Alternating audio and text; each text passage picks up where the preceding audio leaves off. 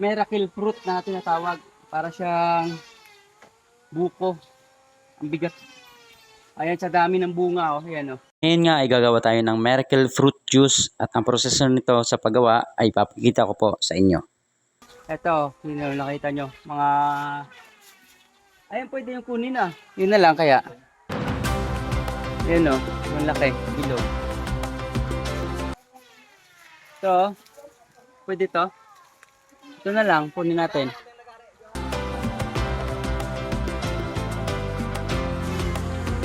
Ay, ang bigat ito eh. Aray! Ito na. Ito yun. Miracle fruit na tatawag. Ang laki, parang buko. Pero kukuha na tayo ng isa. At pagkatapos nga natin itong mabiyak, ito na yung itsura niya.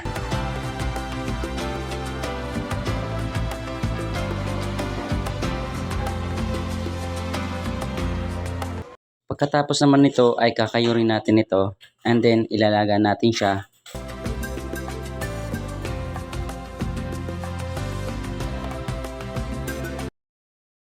Para siyang mapakla-pakla.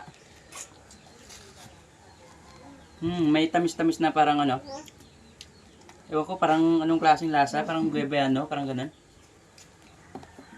Pero malambot pag Malambot man, oh. Ganito siya, oh. Para siyang guebeano. Tapos pipigain natin to, di ba? Ganyan siya, oh. Ilagay mo natin sa kaldero.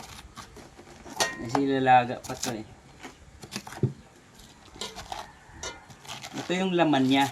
Malaki. Yung balat niya, napakatigas. Oh, tigas. Miracle talaga yan. Ibig sabihin Miracle. maraming benefits yan.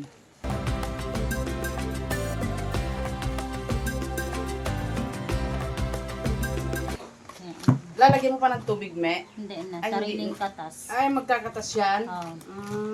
Magkukulay So ilalaga natin to sa sarili niyang katas. Then after malaga, pipigain natin.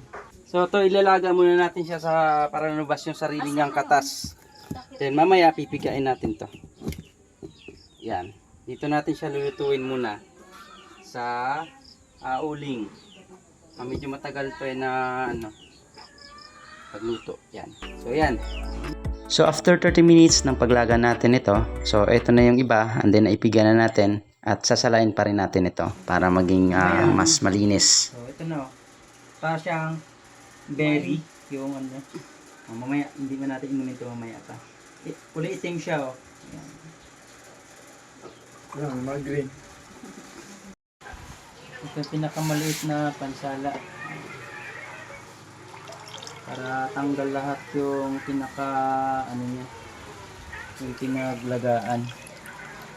Para pag ininom mo, pure na pure siya, juice yung wala bang sumasabit sa lalamunan.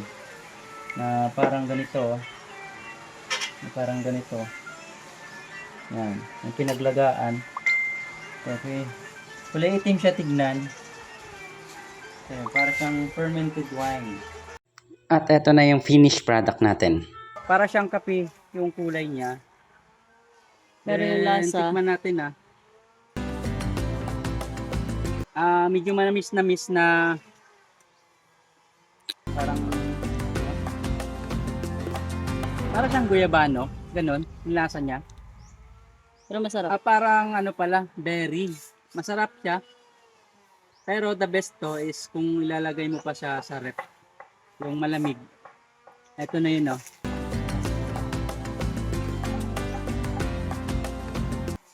Blackberry, parang ganun siya. So, ayan. So, itong puno pala na to is madali siyang itanim. Then, ang bilis niyang mamunga. So, good for ano to. So, kung may space kayo sa bahay niyo, sa likuran or sa harap, mas maganda siya, very attractive kung may dumadaang tao, ano. So dahil sa tingnan mo naman, ang bunga nito parang buko yung laki. Ang lalaki, oh. Napakaganda to tignan pag nasa harap ng bahay nyo. So yan, ang bilis lang nito itanim. Kahit saan pwede itong tumubo. Yan, oh. Mababa lang. Mababa lang pala siya. Maraming bunga. So, tingnan mo yan. Puno niya, napakababa lang. Ang daming bunga.